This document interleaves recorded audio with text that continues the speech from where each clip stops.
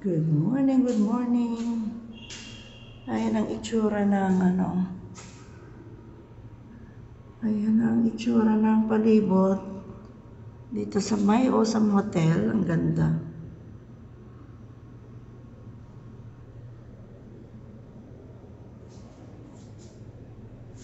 Wala na masyadong sasakyan. Nag-uwian na yung iba. At ito ang itsura niya, no? Maaga pa kasi. Ang oras ay 7:20 a.m. At ito, wala pang katao-taong lumalabas. Kagabi dito lumabas ako.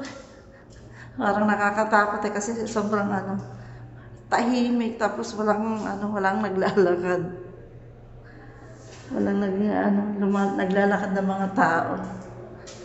Maagang nagsitulog yata.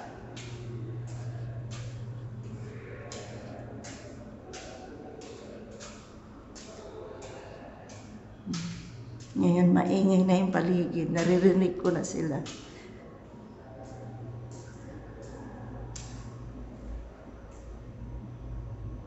Ayan, hanggang 6th floor ata ito eh. Ito yung naririnig ko na. Yan ang elevator. Dito tayo. Ayan ang dagat. Dito sa kabilang side. Ayan.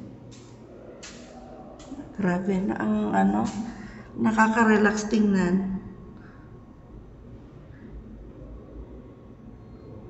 Ayan ang dagat. Sobrang lakas ng alon. Yung bata, niliguan nila ang sobrang aga. Pagising ko kanina, nakaligo na sa dagat. Siguro mga pa lang, mga alas 6 pa lang, niliguan na. Grabe yung bata, enjoy na enjoy. Ayun na, sobra. At ako naman sobrang sarap ng tulog ko kagabi. Hindi ako nakaligo kahapon doon sa pool kasi nga ang daming tao. Nung gabi naman, close na pala sila nung gabi. Nagko-close pala sila pag gabi. At ngayon, hindi pa bukas. So mamaya, tingnan natin kung makakaligo tayo. Wala tayong swimsuit. Yung mga naliligo doon, puro naka-swimsuit. Naya ako, Naya tayo mag-swimsuit. Ayan, balik na tayo doon at tayo hindi pa nagkakape. Ginising nila ako alas 6:44. Sabi nila, tanghali na daw. Nagulat ako. Yung pala sobrang aga pa. Iniwan pala nila ako sa kwarto at nandun sila sa may dagat. Niliguan yung bata. Ayan, sobrang nakarelax yung katawan ko, yung isip ko. Nakatulog ako ng medyo mahaba-haba. Ayan, ito yung sinasabi ko na paminsan-minsan mag-relax, mag-enjoy, makakita ng mga iba't ibang lugar pag may pagkakataon. Kahit saglit lang yung ma-refresh ba yung utak mo. Ayan, makatakas ka sa maraming trabaho doon sa bahay niyo. Ayan. Maya-maya mga hapon, mag-check out na kami at may pupuntahan na naman kami ibang lugar.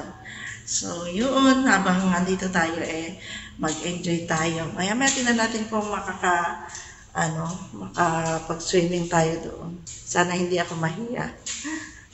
Morning! Ayun, ito naman sa kabilang side. Parang dito sa dagat, parang hindi ko talaga siya kayang maligo dyan. Kasi talagang, una, hindi ako marunong lumangoy. Pangalawa, sobrang takot ako sa ganyang kalalaking alon. Hindi ko kaya talaga. Pero tingnan natin mamaya. Baka sakaling hindi na ganyang kalakas yung alon. Oh. At yung bata, hindi pa daw tapos. Ay, meron pala siyang pool dito sa kabila, oh. Mayroon pa pala siyang ibang pool. Diyan, Ayun, liban dun sa harapan, meron pa pala rito.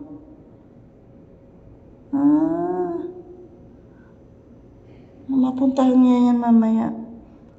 Naglilinis pa sila ng pool ngayon. Ayun, grabe.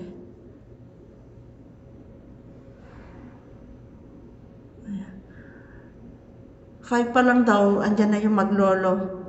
Maganda kasi yung ano eh, yung simoy ng hangin dyan pag ano daw, pag maaga. Lalo na't may mga ubod sipon pa kami. Pero ako mas pinili ko talaga yung matulog. Kasi nga kulang na kulang tayo sa tulog.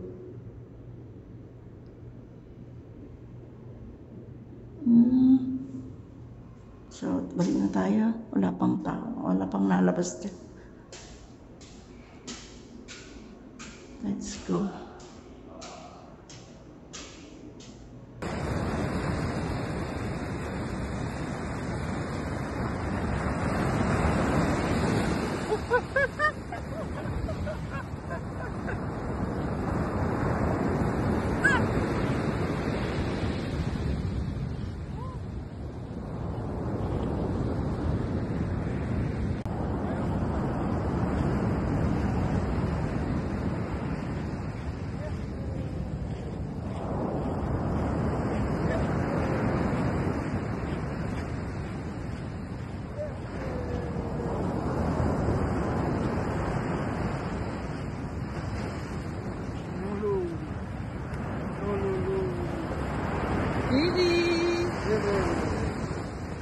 Ayaw mo kung pakalina sa konti.